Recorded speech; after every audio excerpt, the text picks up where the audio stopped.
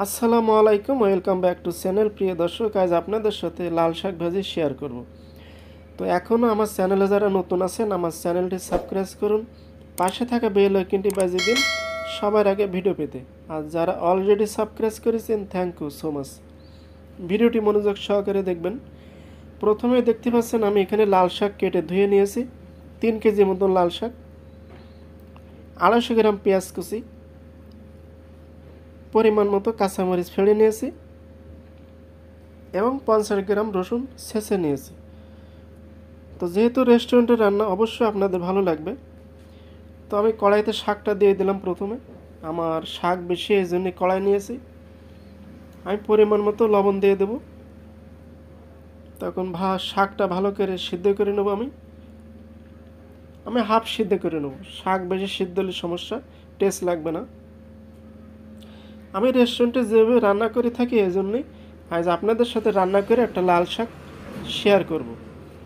এখন আমি কিছু পরিমাণ কাঁচা পেঁয়াজ দিয়ে দিলাম। আমি ভালো করে সিদ্ধ করে নেব। আপনারা মনোযোগ সহকারে দেখবেন এবং ভিডিওটি অবশ্যই বেশি বেশি শেয়ার করবেন। আমার নতুন চ্যানেল, আপনারা অবশ্যই সাহায্য করবেন। তো আমি শাকটার ভালো করে পানি শুকাই নেব। তো দেখতে পাচ্ছেন আমার শাকটার কিন্তু পানি শুকিয়ে গেছে। এখন আমি একটা বলে উঠিয়ে নেব। উঠিয়ে আমি আবার চুলায় ফিরে আসব। তো ফিরে আসলাম। আমি এখানে 200 গ্রাম সয়াবিন তেল দিলাম। শাকে একটু তেল বেশি লাগে, শাকে তেল কম হলে কিন্তু টেস্ট লাগবে না। তো তেলটা হিট হয়ে গেছে। এখন আমি কিছু শুকনো মরিচ দিয়ে দিলাম, মরিচটা লাল করে নেব। এখন আমি পেঁয়াজগুলো দিয়ে দিলাম। শাকের বাগার ইম্পর্টেন্ট, আমি কিন্তু শাকটা এখন সুন্দর করে বাগার দেবো। তো মনোযোগ সহকারে দেখবেন, শাকের কিন্তু বাগার ইম্পর্টেন্ট। এখন আমি কাঁচামরিচগুলো দিয়ে দিলাম এবং রসুন কুচিগুলো দিয়ে দিলাম। তো এখন ভালো করে লাল করে নেব আমি। দেখতে পাচ্ছেন লাল হয়ে গেছে। এখন আধা টেবিল চামচ আস্তে কাঁচা জিরা দিয়ে দিলাম। আমি আরও ভালো করে লাল করে নেব। খেয়াল করবেন, বাগারটা কিন্তু কড়া বাগার হবে। বাগার যদি খারাপ হয় কিন্তু শাক টেস্ট হবে না। এখন আমি শাকটা দিয়ে দিলাম। এখন আমি ভালো করে শাকটা কষাবো। পানি থাকলে পানি শুকাই নেব।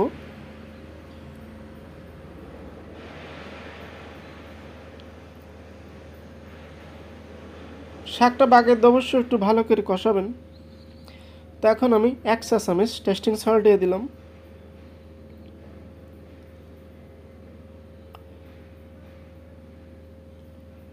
তো এখন আমি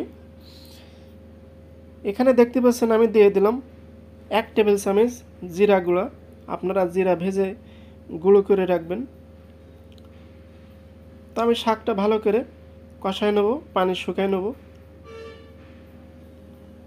দেখতে পাচ্ছেন শাকটা কিন্তু খুবই লাল হয়ে গেছে। এখন আমি লবণ টেস্ট করব।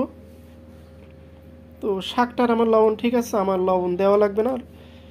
তো এখন আমি নামিয়ে পরিবেশন করব। শাকটা কিন্তু কমপ্লিট। তো প্রিয় দর্শক, দেখতে পাচ্ছেন আজকে লাল শাক রেসিপি। তো রেসিপিটা যদি ভালো লাগে অবশ্যই কমেন্ট করে জানাবেন এবং বেশি বেশি শেয়ার করবেন। আপনারা বাসাতে ট্রাই করে খাবেন। লাল শাক ভাজি অনেক সুস্বাদু একটি শাক। তো অবশ্যই আপনারা বেশি বেশি শেয়ার করবেন আমার নতুন চ্যানেল। তো আজকের মতন এখানে বিদায় নেব। সবাই ভালো থাকেন, সুস্থ থাকেন। আসসালামু আলাইকুম, আল্লাহ হাফেজ।